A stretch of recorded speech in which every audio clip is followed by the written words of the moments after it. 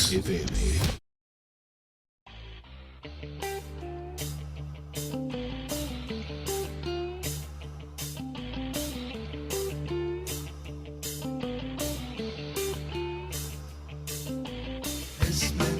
Que sepa lo que quiero, es mentira. Que cante por cantar, es mentira. Que sea mejor torero con toros de verdad,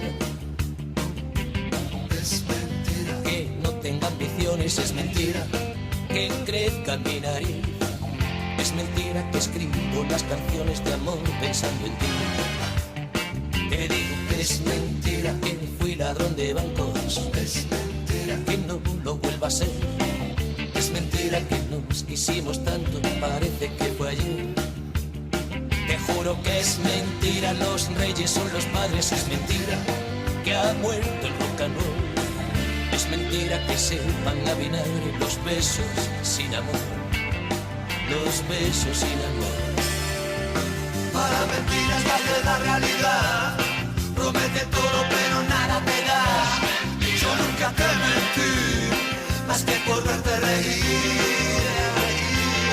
Menos piadosas que la del corazón, son las mentiras de daños a razón.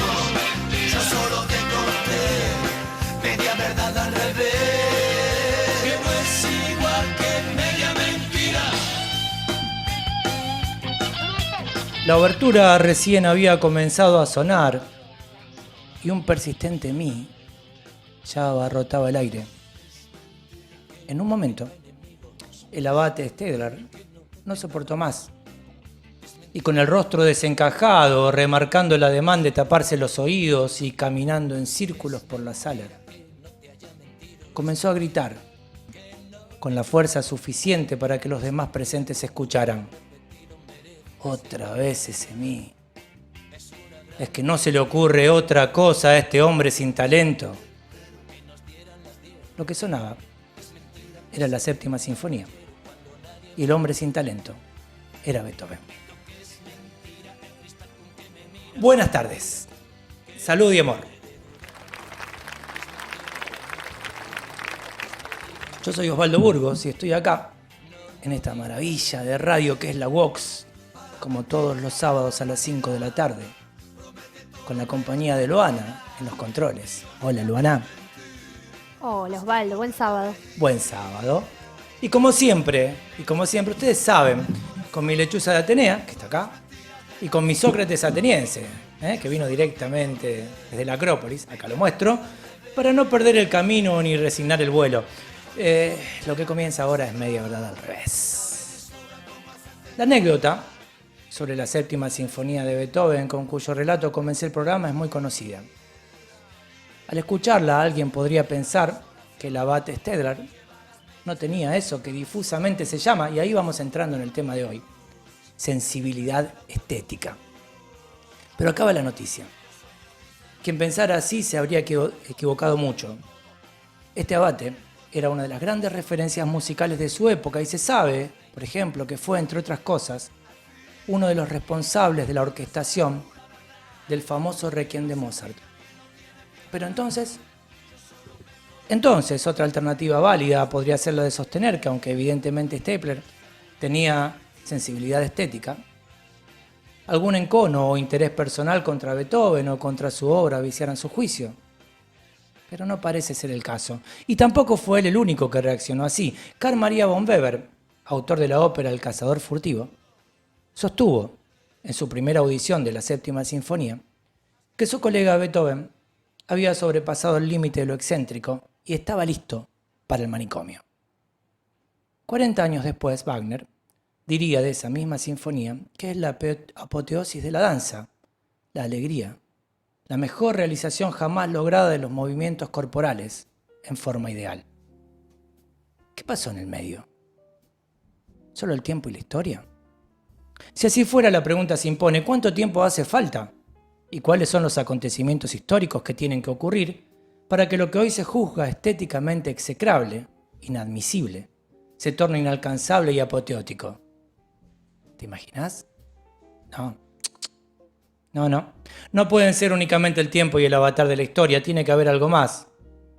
La belleza, el bien, la verdad, la justicia, no son hechos ontológicos, sino efectos del lenguaje, escribe Katia Mandoki. Sustantivaciones de adjetivos. Personalmente, en lo que hace al campo de mis obsesiones habituales, eso lo vengo diciendo desde hace mucho tiempo, ustedes ya saben, no hay actos de justicia. Hay actos más o menos justos, que sostienen o debilitan la espera de una cierta forma de justicia, que en tanto referencia ideática no se hace, no será, no se realiza nunca. Y por eso se persigue. Pero volviendo ahora hacia el ejemplo de la séptima sinfonía, podemos ir más allá con las incógnitas. ¿Y si acaso la persistencia del Abate, de Weber, de Wagner, de creer en la existencia autónoma de lo bello y lo sublime como tales no fuera más que un fetichismo? Digo, o mejor dicho, dice la autora cuya obra vamos a abordar hoy, si todas las experiencias de un ser viviente fueran estéticas, y entonces hablar de experiencia estética para referirnos, por ejemplo, al arrobamiento, en la contemplación de una obra de arte dogmáticamente elevada por los críticos a la altura y calidad de tal, fuera lisa y llanamente decir nada. Hoy viene a hacer el programa conmigo Anabel Hernández, nada menos. Profesora titular de Estética en la licenciatura y profesorado de Filosofía en la Facultad de Humanidades y Artes de la Universidad Nacional de Rosario y directora de la Escuela de Filosofía de esa, nuestra querida facultad.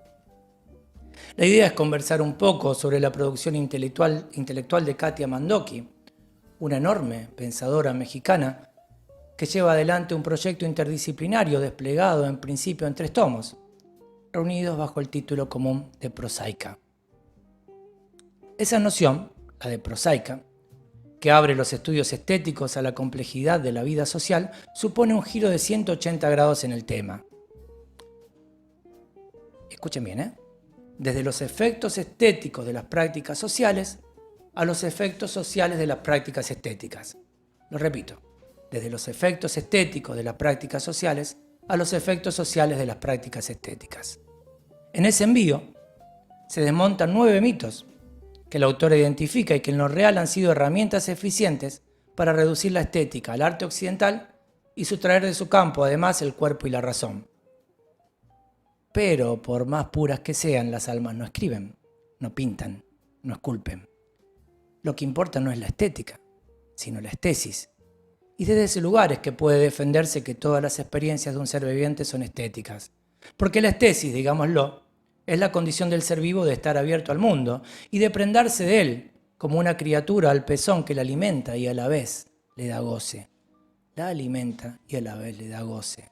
Salimos de Kant ahí. No es aptitud ni actitud, es actividad. Lo estético no se opone a lo feo, sino a lo pasivo. Una vez que salimos de la metáfora religiosa del tipo contemplación o experiencia estética, reconocemos que la sensibilidad estética no es un talento particular de los pequeños dioses del arte, tampoco una predisposición de ciertos burgueses cultos y finos, sino un presupuesto para la vida. Luego, que hay una dignidad estética de cada uno, de todos, a defender.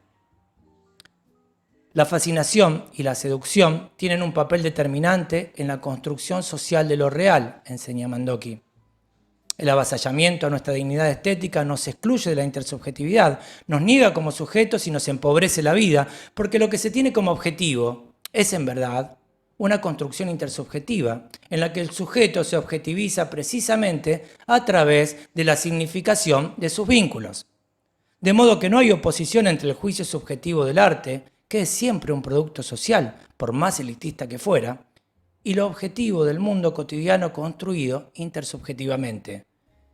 Ni entre prosaica y poética, que es el estudio de los procesos vinculares que dan lugar a lo artístico y se inscriben en él. En este planteo, el arte no es necesariamente estético y la estética no es exclusivamente artística. Veamos. Quien haya entrado alguna vez a un museo de los grandes, entre selfies y gritos de turistas en grupo, lo sabe. No hay estética ahí. A veces, cuando las obras se reemplazan por copias para que nadie las dañe, tampoco hay arte. La montaña no se opone a su base, dice Dewey. Es desde su matriz.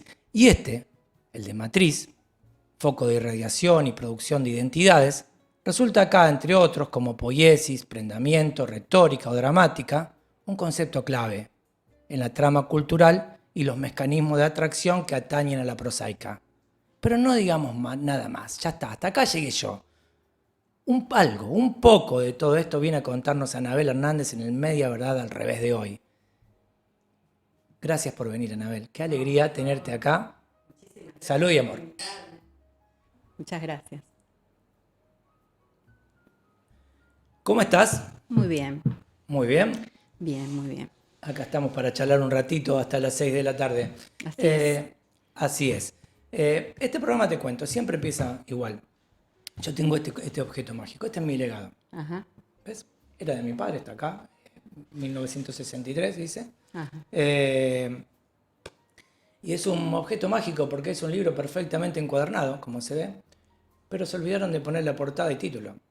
Entonces, vos podés ponerle el texto que quieras e incluso poder ir cambiando los textos. De hecho, el texto se cambia sábado a sábado acá. Así que la pregunta es, ¿qué textos le hubieras puesto a este libro sin tapa, que puedes ponerle el texto que quieras en los distintos momentos de tu vida? O sea, ¿cuál fue la genealogía de lecturas que te trajo hasta acá?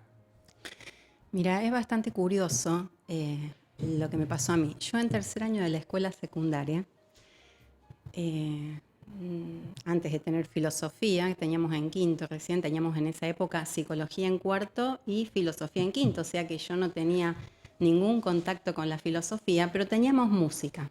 ¿Y en qué escuela ibas? Vamos por partes, ¿no? Al Dante Alighieri. Eras una chica Dante, ¿eh? Impresionante. Una chica Dante. Las chicas Dante tienen todo un glamour importante, o tenían en nuestra época. Dale. Y el italiano. Bueno, mira, lo que pasó es que conocí un profesor de música que fue excelente. En realidad tengo que ser más justa y voy a ir más atrás. En la primaria yo tenía una profesora de música, María Luisa Gayol, que me hizo participar en la experiencia del coro de la escuela. Para mí eso fue importantísimo. Yo desde ahí, incluso te diría con las actividades prácticas, lo que se llamaban en esa época actividades prácticas, que era plástica, era feliz. Yo sabía que había algo en la música, en el arte, que era lo que a mí me gustaba. De filosofía no tenía ni idea. Y bueno, y con este profesor Gantus, que nos hablaba de cosas así, su clase no era enseñarnos música estrictamente, ¿no?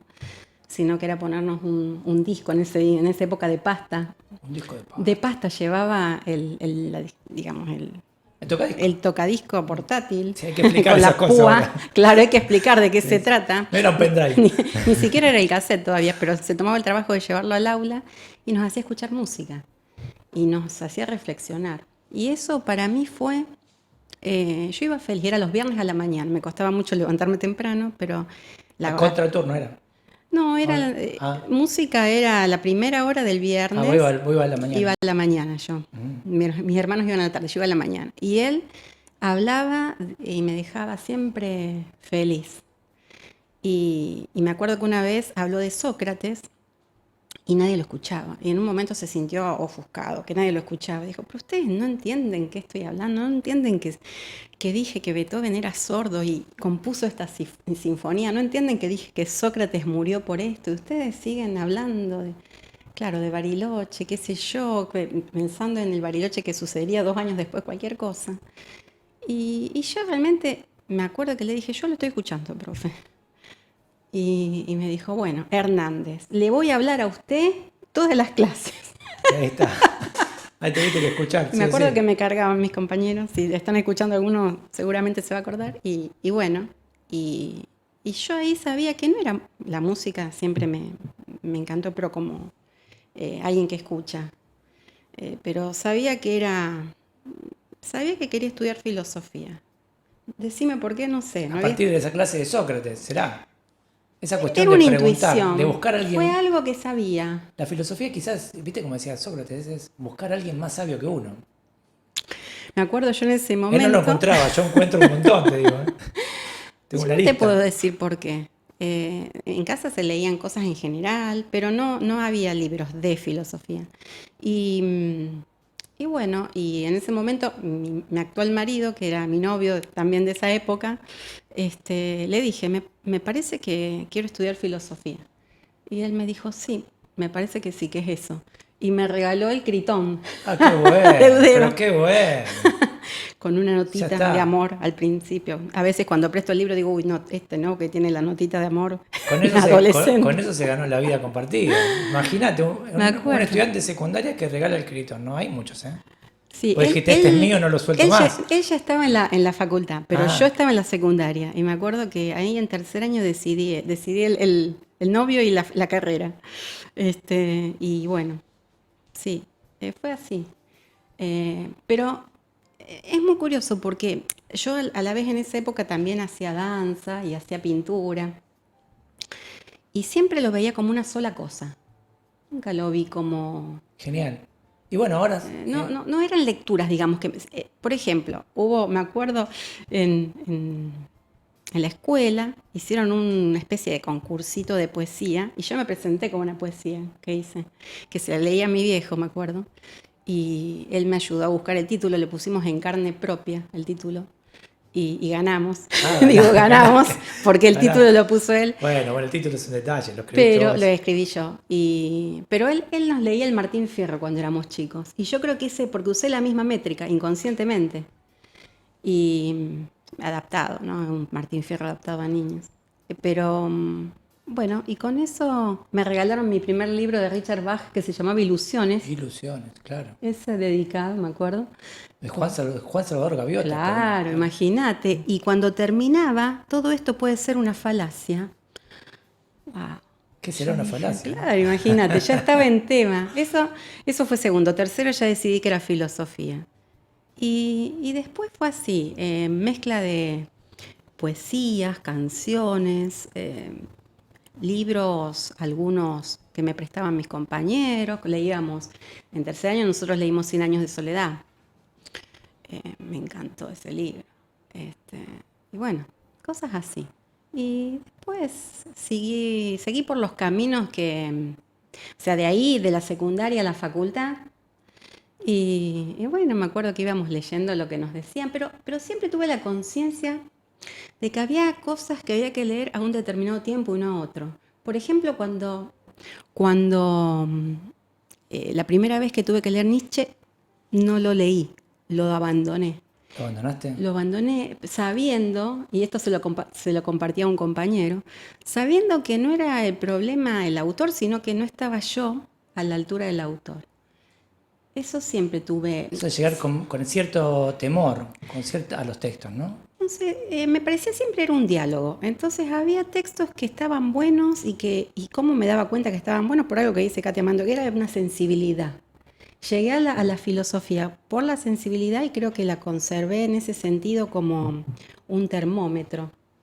Ahí está. Y bueno, y ahora sos profesora de estética, ¿no? La filosofía del Ahora, arte. mirá las vueltas de la y vida. de lo bello. ¿De la filosofía del arte o de lo bello? ¿Cuál es el objeto de la estética? Voy a seguir a Katia. Dale. Es la estesis. Ella dice, Katia Mandoki, que la verdad que tuve el gusto de encontrarla como una autora que se convirtió en una lectura para mí. Un día la vamos a traer acá. La vamos a traer Claro a que la sí. UNR y la vamos a traer Ojalá. a este programa. Me encantaría. Y quizás esté escuchando. Prometió que iba a escuchar. Me encantaría, mira, si está escuchando sería un honor, la verdad. La conozco a través de Dussel. Cuando vino Dussel en el 2017, él estaba leyendo Katia Mandoki, el libro El indispensable exceso de la estética. Yo lo fui a saludar allá al hotel y charlar con él y me dijo que estaba leyendo eso. Me leyó un pedacito y me fascinó. Así que desde ahí... Estamos hablando de Enrique Dussel, ¿no? Enrique Dussel. Palabra mayor en la filosofía Así latinoamericana. es. Cuando vino a Rosario, él estaba generando hacia una estética de colonial. Primero fue a Chile, después vino a Rosario y acá le dimos el honoris causa. Bueno, y la cuestión es que por él tomo contacto con la autora. Después busco, que tenía un montón de trabajo previo, las prosaicas y esas cosas también. Decir, yo esto también lo pensé. ¿Te pasa eso cuando la lees? ¿Viste? Sí. A mí me pasa ¿Te lo pasó? mismo. Digo, esto se Por me ejemplo, ocurre a mí, lo de la- pero no sé decir así tan claramente. Yo doy vuelta, ¿viste? Por un camino Bastante engorroso para parecido, escribir. te puedo decir que hay conceptos, por ejemplo, concretamente el de compresión. Yo decía, en filosofía no solamente hay comprensión y comprensión con H en el medio, sino que además hay compresión. ¿Cómo sería eso? A ver. La presión encontrada, una presión de un lado y del otro, en dos direcciones que se chocan.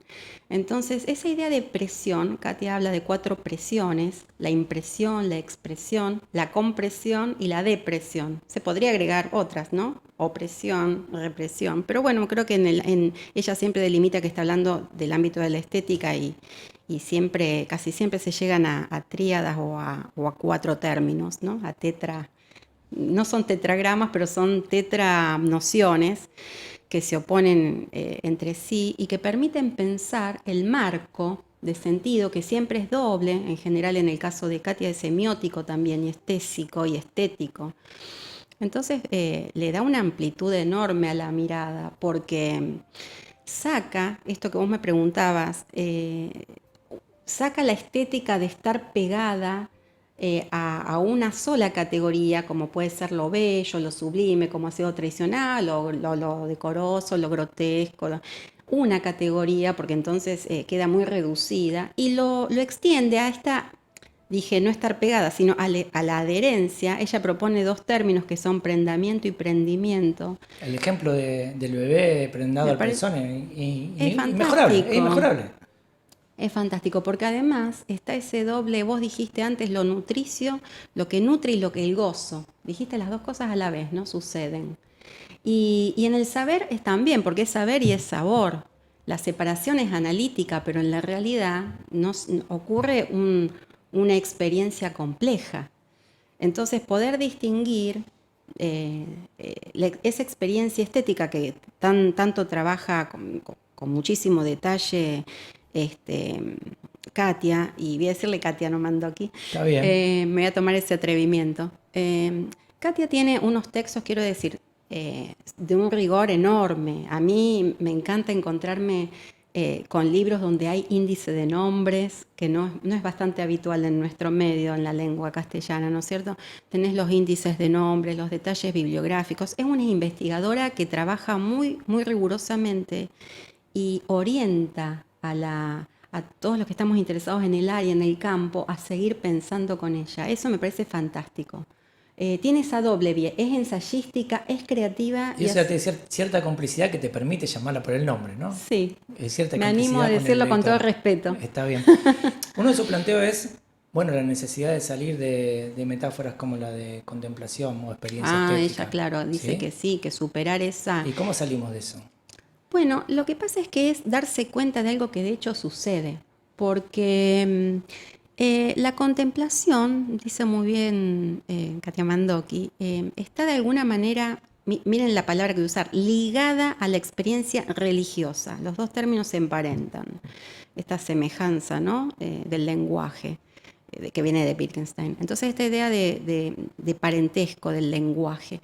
Hay una adherencia, entonces, que hay que pensar en la estesis, que es lo contrario a ¿qué? A la anestesia, pero no es contrario a distintos conceptos específicos, ¿no? Entonces, cuando uno dice, vamos a pensar solamente la contemplación, estamos hablando de algo que es casi místico, dice ella, casi religioso, llevado a un extremo, pero como vos dijiste antes, tomando de Dewey, ¿no? La montaña y la cima con S, ¿no? La cima con C, que es la cima de la punta, y la cima con S, que es el pozo, tienen una continuidad y un salto a su vez, cualitativo, pero una continuidad.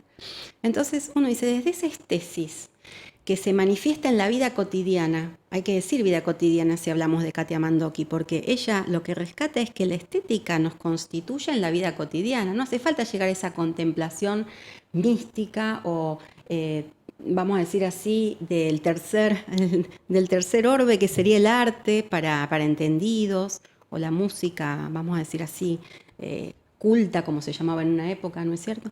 No hay que llegar a ese nivel de distanciamiento, porque la estética ocurre desde que el niño, la infante nace y tiene una experiencia sensitiva, corporal, gran denostado de la estética tradicional, ¿no? Por esta distancia contemplativa. Una estética corporal que es olor, es tacto, es esos sentidos que han sido un poquito dejados de lado de la experiencia estética tradicional por no ser considerada como estética. Si bien la estética, sabemos, ya desde Kant hablaba de la estética en el sentido de la primera crítica, como lo espacio-temporal. Pero después, cuando habla del gusto, ya se habla de una experiencia estética distanciada. Claro, ahora el tema es el espacio, es el cuerpo, Sí. el tiempo es ahora. En la construcción permanente o continua Sí. de las identidades, ¿no? Claro. En los vínculos. A mí me parece, corregime vos Sí. si estoy errado en mi lectura, hay una lectura de Peter Sloterdijk que lee los intersticios de la estética de Hegel y dice que la tarea del arte es hacer justicia a la cotidianidad. Ujú. Eso lo dice Sloterdijk en un libro que se llama Celo de Dios y trata la lucha de los tres monoteísmos. A mí me parece que esto va un poco más allá todavía, ¿no? Digo, hay algunos ejemplos de Katy que me parecen maravillosos. Por ejemplo, el de, ya vamos a ir a otro, ¿no? Pero cuando ella desmonta los 9 mitos de la estética, dice, bueno, uno de los mitos es el distanciamiento. Vos tenés que distanciarte del fenómeno artístico para poder apreciarlo. Entonces dicen, bueno, un marido celoso que vaya a ver Otelo con su pareja, no puede apreciar la obra porque pone en la obra toda su realidad cotidiana y eso le impide el apreciamiento, ¿no? La apreciación. Sí. Bueno, acá te dice, bueno, sí, está bien, pero un nene de 8 años tampoco puede apreciarla porque los celos no están dentro de su universo conceptual, digamos, no están dentro de sus preocupaciones. Digo, volviendo ahí a la cuestión de las tensiones, ¿cuánto hay que estar distanciado de una obra para poder apreciarla? Yo creo que el mérito de esta autora mexicana es no cerrar la experiencia estética a una sola posibilidad. Quiero decir, ella todo el tiempo habla de niveles, incluso habla de niveles que exceden lo humano, ¿no? Cuando habla de lo animal, del mundo vegetal, del mundo químico, ella empieza muy desde las bases y llega hasta el arte, digamos. Entonces, no es que esa contemplación y ese distanciamiento tradicional no tengan lugar. El problema es que ocupen todo el lugar. Entonces, obviamente que el momento, vamos a decir así, a partir de Kant, de la contemplación y de lo que se ha entendido como filosofía del arte, no es que no tiene ningún sitio. Lo tiene. Lo que sucede es que no puede, vamos a decir así, capturar todo el ámbito de la estética. Claro, ahí vamos a la oposición entre prosaica y poética, ¿no? Te lo dejo para el segundo bloque, porque Dale. ahora tenemos que vender un poquito, Silvana lo dispone, porque este programa se hace con el auspicio del Instituto Galileo Galilei, en donde también trabajás, ¿no? ¿Estás en el Instituto Galileo Galilei? ¿O sí? Claro. Claro que sí. Y del Consejo Municipal de Rosario, presidencia María Eugenia Smuck. Vamos a la tanda de auspiciantes, por favor, Luana, si querés.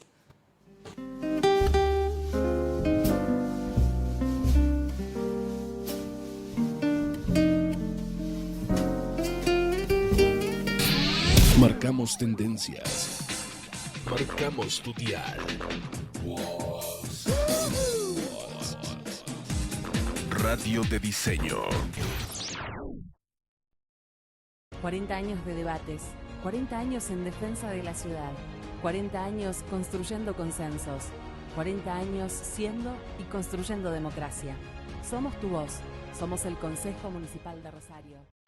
Aunque no lo gritemos a los cuatro vientos, somos millones los que tomamos esta bebida sana y rica. Por eso, tomadores de mate cocido, llegó la hora de decirlo. Oh, sí, yo tomo mate cocido y que estará bien que siempre tome. A mí me gusta y ellos también. Oh, sí, y que.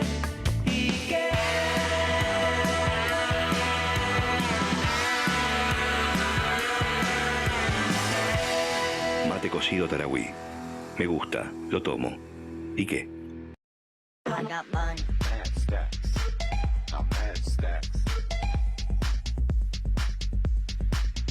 I got mine. Speed Unlimited. Líder. Estamos escuchando Wax FM.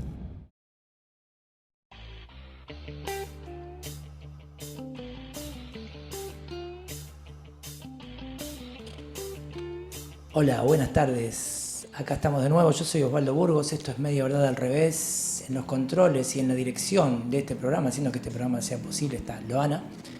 Y acá estoy teniendo el inmenso enorme gusto de hablar con Anabel Hernández, o más bien de escucharla. Estamos hablando de Katia Mandó, que había quedado esta idea de las oposiciones, ¿no? Entre prendamiento y prendimiento. Claro. Y entre estesis y estética. ¿Podemos ir un poquito por ahí? Sí, cómo no.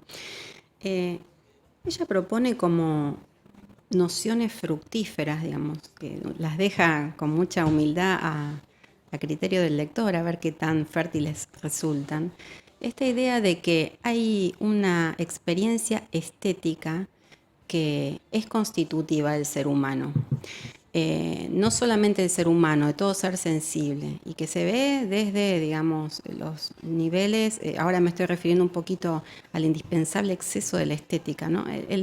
El exceso, ella termina el libro, no lo quiero espolear, pero tiene que ver con esto que vos preguntabas, de la contemplación es el ámbito de la estética, es el requisito de la estética, o la estética excede ese ámbito del arte y de la contemplación. Es también arte, pero no solamente, ¿no? Exacto. Entonces, viendo los distintos niveles, ella propone la noción de prendamiento, vamos a decir así, como esa tensión, para retomar un poco tus palabras previas, esa noción centrífuga y centrípeta, esa atracción o adherencia que aparece en el requerimiento estético. Y es muy interesante cómo ella lo relaciona con estudios muy, muy serios de biología, ¿no? Y cómo el problema de la cola del pavo real en Darwin, y cómo la estética hace que la naturaleza se supere a sí misma a través de eso que no se puede explicar solamente por la funcionalidad, y que hace que cambie una manera de concebir. Claro, porque la magnificencia de la cola del pavo real sería un exceso para llamar la atención de la hembra nada más, ¿no? O sea, se podría llamar la atención por otros medios mucho menos costosos, más o menos así sería, ¿no? Claro, de alguna manera esa condición de la cola del pavo real es una condición de selección natural, vamos a decir así, para las pavas, hembras. Entonces eligen a su pareja en función de esta cualidad estética. La cualidad estética, que se podría ver como un mero adorno, incluso como algo que sobra, ese exceso, esa sobrante de la estética, en realidad es necesaria, y es la manera en que la naturaleza se va, ella dice, superando a sí misma. Nota algo muy interesante cuando nosotros en clase siempre solemos leer las lecciones de estética de Hegel, y dice, ¿cuántas veces aparece la palabra superioridad en Hegel, ¿no? Lo superior, incluso el of heaven, ¿no? La Hegel, superación. ¿No? Claro, y bueno, y de alguna manera se trata de esto de conservar superando, y de esta superación que propone la propia adherencia estética en la noción de prendamiento. El prendamiento lo que permite es esa atracción, esa seducción, eso que involucra el cuerpo, los cuerpos sensibles, animales y por supuesto humanos, y que después en distintos niveles de, vamos a decir así, órbitas de desarrollo, ella toma los términos de Borges, ¿no? Orbis primum, secundum y tertius. Bueno, y de alguna manera en esas orbes, en esas órbitas, se van desarrollando distintas especificidades de la estética, ¿no? Entonces, desde la estesis, que es lo contrario a la anestesia, al no sentir nada, no a lo feo, digamos, no es lo feo y lo bello el punto de partida, es la estesis misma, la sensibilidad más básica, claro. y que ni siquiera ya hablamos de expertos y no expertos, hablamos de un niño infante que no tiene voz. Esa idea de abrirse al mundo, de Exacto. ser poroso y permeable a lo que pasa en el mundo, ¿no? Y de tener una afinidad en las formas, lo cóncavo y convexo del pezón y la boca, esa oralidad que ella señala que está en el comienzo de la estética y que se conserva en la poesía finalmente, digamos, por tomar el otro extremo, ¿no? De esto que decimos, este amplio abanico. Es un espectro muy amplio donde la estética se ve como constitutiva de la vida, como necesaria, y no como algo que está relegado a una élite de entendidos para los domingos de museo, como diría Adorno. O de galería, claro. Claro. Vuelvo a tu primera respuesta. Sí. Yo soy uno de esos compañeros tuyos, no fui a la Dante, yo fui a Super de Comercio, pero de todas maneras me paraba en la esquina de Mendoza y Balcarce a ver pasar a las chicas que iban para el lado de Oroño, o volvían, pues vos a la mañana, yo iba a la tarde. Y bueno, viene el profesor y me pone música clásica, y yo no siento el prendamiento, o sea, no le presto atención. El arte no es lo mío, pongámosle, ¿no? Puedo prescindir del arte, pero no puedo prescindir de la estética. Porque con la estética me presento, o sea, de hecho, si yo quiero vincularme con otro, tengo que presentarme de una determinada manera y eso tiene que ver con una sensibilidad estética. ¿Voy bien por ahí o no? Exacto. Y además es interesante cómo la estética, esta otra, va cambiando, porque vos fíjate que la mayoría, esto lo dijo Baglietto, lo voy a tomar de él, lo suele decir públicamente, ¿no? Cuando uno es joven en general, por lo menos nuestra generación, no le gustaba el tango. Y después, fíjate, un Baglietto Vitale tocando tango y llegando. Pero te decían, viste, ya vas a ser viejo, ya y te va a gustar. dice, como le dijo Osvaldo Pugliese a Charlie, te espero a los 30, pibe. Claro, imagínate. Entonces, de alguna manera, la estética no solamente es lo que vos dijiste, es inevitable porque vos tenés tu corporalidad y tu carta de presentación, tenés tu olor, tu temperatura. No digamos solamente la vista y el oído, que han sido los tradicionales sentidos privilegiados por la estética, sino los olores, el tacto, el pulso, todo esto que tiene su propia categorización en Katia, ¿no? Muy interesante en la somática, todos estos elementos que sería hilar muy fino, pero digamos, ella hace todo un estudio, una investigación de cómo se involucra cada nivel. Y entonces, digo, no solamente te constituye en cuanto a tu corporalidad inevitablemente porque sos un ser sensible, sino que además constituye eso que podés recepcionar. Eso que decís, ahora la música clásica no, y a lo mejor dentro de 20 años sí. Claro, es lo que vos decías antes de cómo acercarse a los textos te exigen un camino hasta acercarse ahí, ¿no? Te exigen, claro, es una asimilación. Entonces necesitas que haya un ida y vuelta en todo lo que se consume, porque de alguna manera es una nutrición también. Si vos le das a un bebé lactante una comida sofisticada, aunque sea nutritiva para un adulto, lo matás. Y viceversa, si una persona se nutre como si fuera toda la vida un lactante, va a estar desnutrido. Entonces cada cosa a su edad, cada cosa tiene, digamos, culturalmente también va cambiando, va cambiando, es tan complejo que va cambiando todo, es como digamos, está entre un ensamble. Ahí está. Yo te voy a tirar una cita de Prosaica 1 y después la pregunta. Dice la cita: cuando el sujeto trasciende el automatismo perceptual, rebasa la detección y se abre a lo experiencial en el descubrimiento de lo inesperado, sucede la epifanía. El objeto de la percepción aparece de una manera novedosa, imprevisible.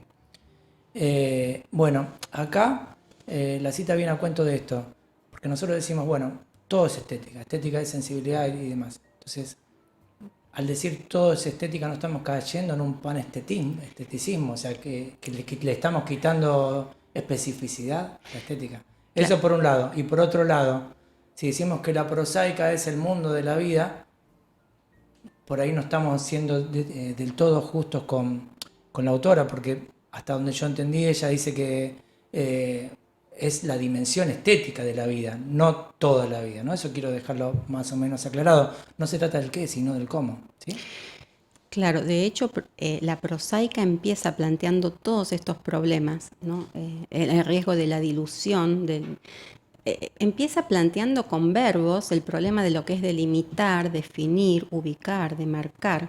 O sea, el tema el punto de partida, el problema número uno siempre es, digamos decir así, distinguir el campo pero se pregunta si la estética es una disciplina, es parte de una disciplina, cuántas estéticas hay, si se tiene que pegar a una categoría o no. Todas esas son preguntas que el texto va trabajando explícitamente y con muchísima bibliografía, digamos. Es un texto, quiero decir, por eso es una investigación que no es solamente un desarrollo de su ensayo, de su tesis, sino que trae muchísima bibliografía para fundamentar las distintas opciones que se han dado y donde los distintos autores a su juicio caen en esto, si todo es estética, entonces nada es estética.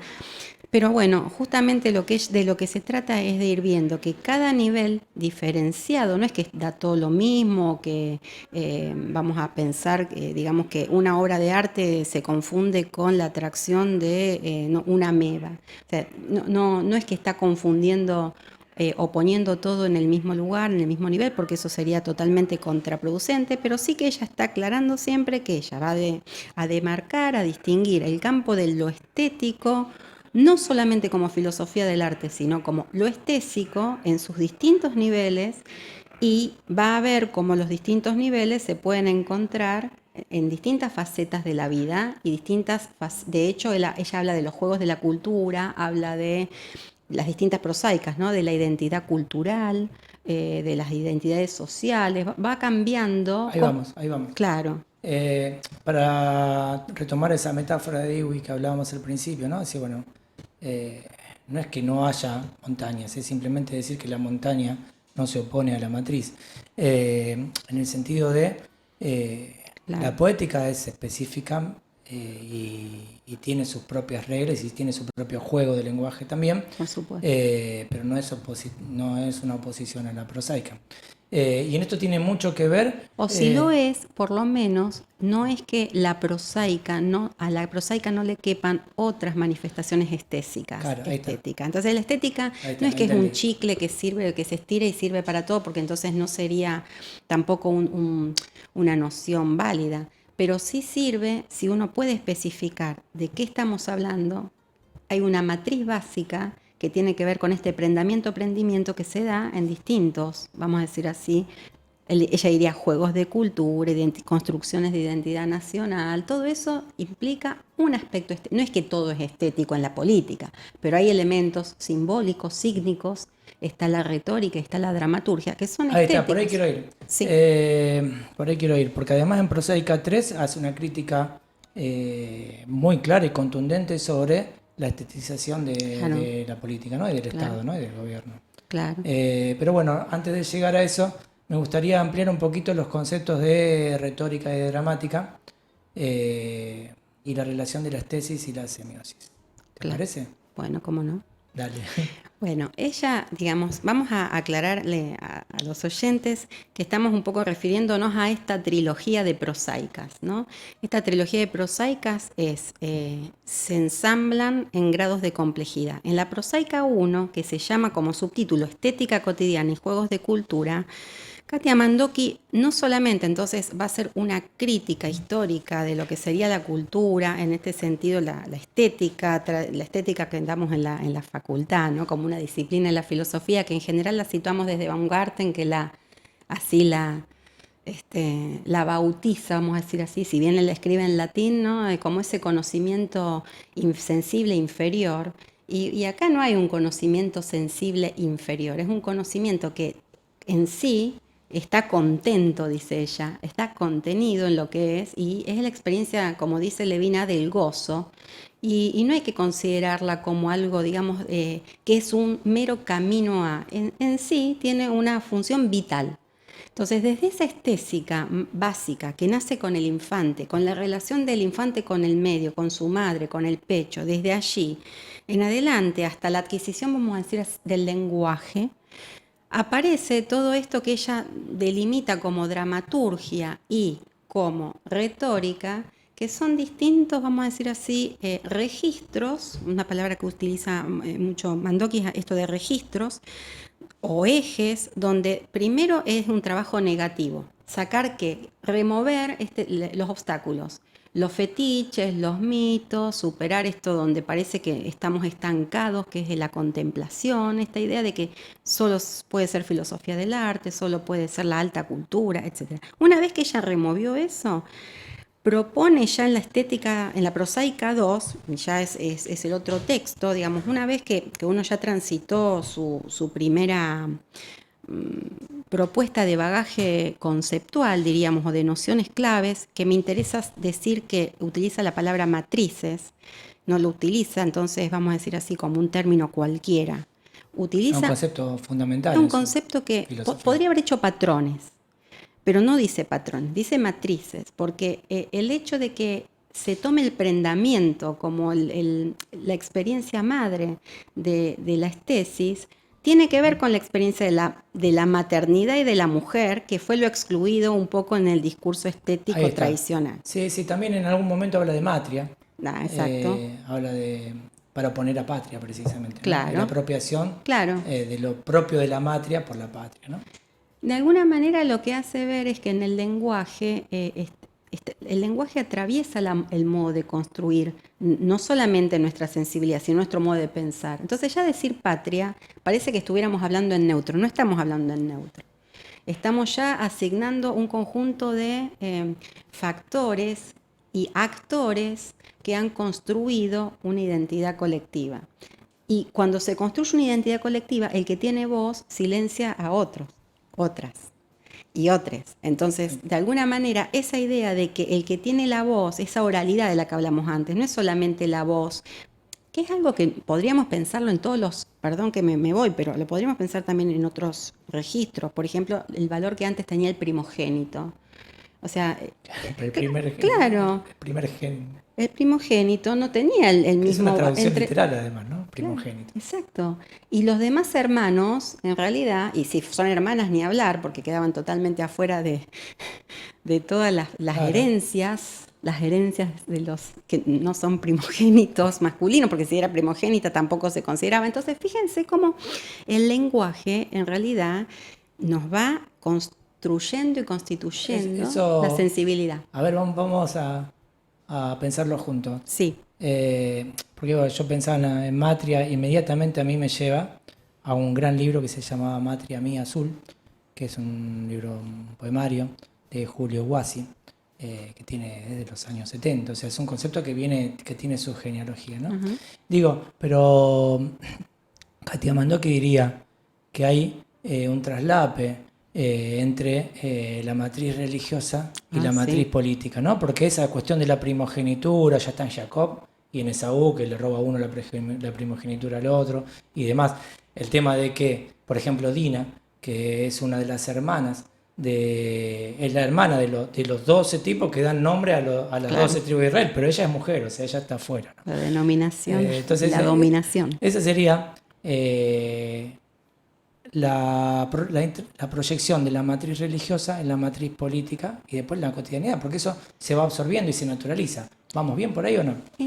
Me acuerdo una frase de una de las prosaicas, ahora no me acuerdo exactamente cuál, pero creo que es la 2, donde ella o la 3 ya, que ella se asombra cómo no hemos pensado la matriz religiosa en términos estéticos y hace un análisis de las distintas religiones, los monoteísmos, ¿no? El judaísmo, el cristianismo y el islam, con sus regímenes estéticos que son constitutivos. Entonces, de alguna manera, esto que vos decías antes, la epifanía, la contemplación, el éxtasis, todo esto son términos que nos remiten a lo religioso, pero no lo hemos pensado en términos estéticos. Y entonces la estética, ya desde Hegel sabemos que Porque la dialéctica... hemos reducido la estética al arte nada más, ¿no? Al arte que además hacen los hombres blancos norteamericanos y europeos, porque nosotros hacemos folclore, el arte es otra cosa, ¿no? De alguna manera ese es el asunto, cuando digamos se trata de ilustrar al pueblo y se le trata de bajar sus propias formas culturales de élite, el pueblo crea sus propios estilos. Entonces no, esa especie de ilustración, ¿no?, que se ha pretendido cultural, el cultivo de nuevas costumbres, termina siendo una gran imbricación, una gran mixtura, pero nunca logra el cometido, digamos, unidireccional de decir vamos a elevar al pueblo, ¿no? Esa idea de, al contrario, digamos, todos en las fiestas más alta sociedad bailamos cumbia. Entonces es al contrario lo que se da una especie de lucha de fuerzas, De tensiones, claro. de tensiones, donde lo que está en juego es siempre una construcción cultural que es multidireccional y que vamos a decir así, se intersecciona, se ensambla, porque aparece lo había dicho ya Benjamin y lo cita a Benjamin, o por lo menos lo trae a colación, esto del arte por el arte o el arte politizado y en definitiva comprometido. Entonces, de alguna manera, el arte, la política, la religión, ya desde Hegel, que forman una dialéctica del espíritu absoluto, arte, religión, filosofía, aparecen necesariamente conectados, en contacto. Y a veces en un rechazo, bueno, en el caso de Hegel decía que la belleza no podía ser natural. Fíjense hasta qué punto acá estamos en otra línea, ¿no? Donde de alguna manera la sensibilidad aparece en la naturaleza más elemental. Ahí está. Cuando ella habla de matriz, dice focos de irradiación y producción de identidades. Claro. Así lo define. Sí. Me quedé con esto de que la cumbia ha atravesado absolutamente Claro. todos los sectores sociales, ¿no? Digo, me gustaría en estos minutitos que nos quedan, porque ya se nos está yendo la hora, Sí. ampliar un poquito el concepto de retórica y dramática, vinculándolo también con eso de... Porque acá hay 8, ella hace un análisis en 8 niveles, que son 4 registros, Sí. que es léxica, acústica, somática y escópica. Que la llama LACE, para recordar. LACE, claro, Claro. en la regla mnemotécnica. Ahí está. Y 4 modalidades, que son proxémica, cinética, enfática y fluxión. La fluxión. Son claro, 8. claro. Y hay una interrelación permanente y un análisis muy cuidado y muy metodológico de cómo interrelacionan esos registros y esas modalidades. No tenemos Claro. tiempo para No. desarrollar tanto, pero por lo menos en esto que vos dijiste antes, ¿no? De la estética religiosa, por ejemplo. La Hay una- matriz religiosa viene después hay de una Soraya. dramática. La ¿no? 2, sí. Hay una dramática que tiene que ver con el cuerpo y con el uso del cuerpo, ¿no? Claro, porque después de que ella propone estos 4 registros que vos mencionaste, los empieza a aplicar a distintas matrices. Entonces aparece, por ejemplo, vamos a tomar la proxémica a nivel familiar, pero también está la cinética familiar, la enfática familiar, la fluxión familiar. Entonces la familia como una sociedad, entonces va siendo analizada en esos 4 registros. Y lo mismo entonces hace con la religión, lo mismo hace vamos a seguir, tengo acá el texto, para la escuela como institución, la matriz médica, la matriz ocultista, la matriz artística.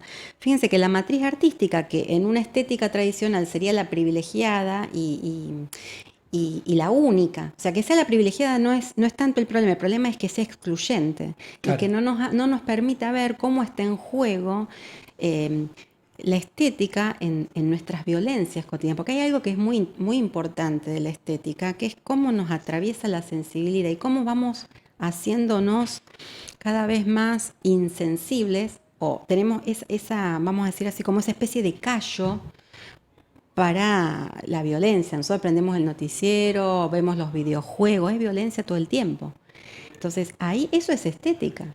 Entonces, nos vamos a acostumbrar. Claro, hay decisiones estéticas que van orientando el contenido de lo que vemos o lo que no vemos, ¿no? Nos van constituyendo y en general no se habla de eso como si fuera una parte relevante, y es constitutiva y constituyente de nuestra sensibilidad.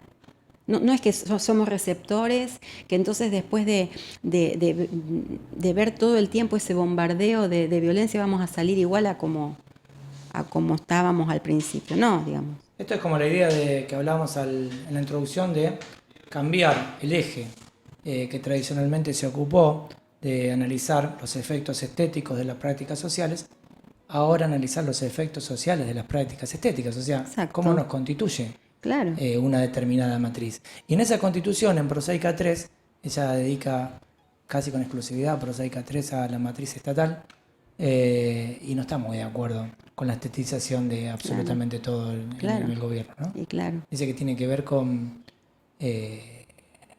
cierto grado de infantilismo. Ujú. ¿Eh? Sí. ¿Sí? Sí.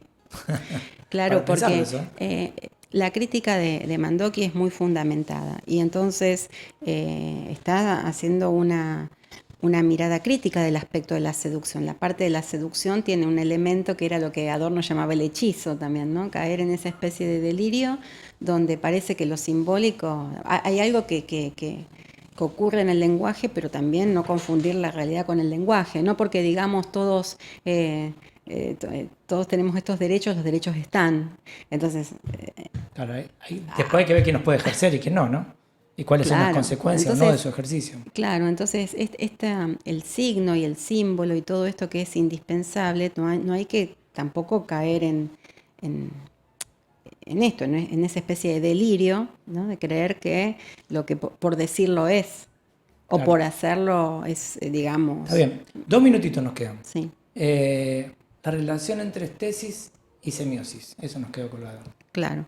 Bueno, porque justamente esta mirada que hace Katia Mandoki hace una especie de, vamos a decir así, red o trama entre distintos aspectos de lo que necesitamos en la sensibilidad. Entonces, la sensibilidad está atravesada por lo que sería más propiamente por la etimología. La estesis es esa sensibilidad del cuerpo, vamos a decir así, en los distintos sentidos, y entonces ahí aparece la somática. Nosotros ahí pasamos de largo por hablar un poquito de la dramática, no hablamos de la retórica, pero digamos, acá en la retórica está el registro léxico, acústico, somático y escópico. No es solamente escópico, como sea... Claro, el escópico tiene que ver con el vestuario y todo eso, ¿no? El escópico es la visualidad. Claro. Entonces, el régimen escópico es como si fuera solamente, vamos a decir, el imperio de los ojos. Lo digo yo así, ¿no? Pero es como, lo que vale es la visualidad. Cuando hay un montón de en juego, sobre todo en ámbitos sociales como la pobreza, que ya sabemos que lo visual es importantísimo, pero también entran en juego los olores, el tacto. Todo lo que la teoría del arte quiere excluir, digamos, ¿no? Claro, en general. Claro, exactamente, porque eso sería el gusto bárbaro, diría Kant, ¿no? El que tiene que ver con el cuerpo, con el goce, con el agrado y no con lo bello y lo sublime, Ella la lo llama representación. el síndrome de Pangloss. El síndrome de Pangloss. O sea, la decisión de ver solamente lo bueno. Exactamente. Y bueno, ahí estamos. Sí, Entonces, no hay estesis sin semiosis y no hay semiosis sin estesis, porque Exacto. todo acto, todo vínculo estético está cargado de significación. Significación y símbolo. Entonces, Son los dos claro, ejes sobre lo que trabaja. El eje exacto, la símbolo y el retórica y simbólico. la dramática. Ahí está. Y si pensamos desde el principio de la poética aristotélica, cuando aparece el tema de la catarsis, ¿no? Entonces, ahí las emociones allá aparecían de alguna manera, esta idea de que la tragedia cumplía un rol social, que aparece, esa catarsis que aparece no solamente en la poética, sino también en la política de Aristóteles, esa idea de que, ¿no? Y el coro haciendo un poco... Claro, que no había una separación entre lo popular y lo elitista, ¿no? Quizás estaba en la participación democrática, porque también no es que en la democracia griega participaran todos, estaban solamente los hombres, solamente, ¿no? los aristócratas. Ahí está. Siempre hay... El 12,5% de la población de Atenas eran ciudadanos, dicen, ¿no? Y era lo que Claro. y eran muy pocos los que iban a la obra y eran siempre los mismos los que hablaban, los demás estaban para el grito. Y los actores eran Ahí está. actores. Imagínense que era preferible que para generar voces parecidas a lo femenino y castrar a los hombres para, en vez de hacerles cantar a las mujeres.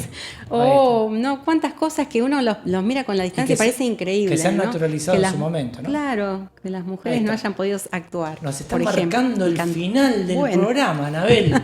Se nos Se fue pasó la hora, volando. ¿viste? Tenemos que Sí. hacer un programa de 2 horas. Sí, tenemos que Ahí invitar está. a Kat. Ojalá Si Katia Mandoki escuchó nos este haya programa, yo se lo voy a escuchado. enviar. Y pero nos puede escuchar, si no, y tiene que venir y acá que a ella hable Rosario con voz a propia. enseñarnos más. Estaría buenísimo, ya está invitada. Muchas gracias, Anabel. No, gracias a vos, Osvaldo. ¿Estuviste bien? Un gusto, muy Bueno, bien. Muchas gracias, Luana. Nosotros nos vamos, volvemos el sábado que viene y acá llega Desde Lejos No Se Ve, programón. Quédense, no se van a arrepentir. Háganme caso. Chao.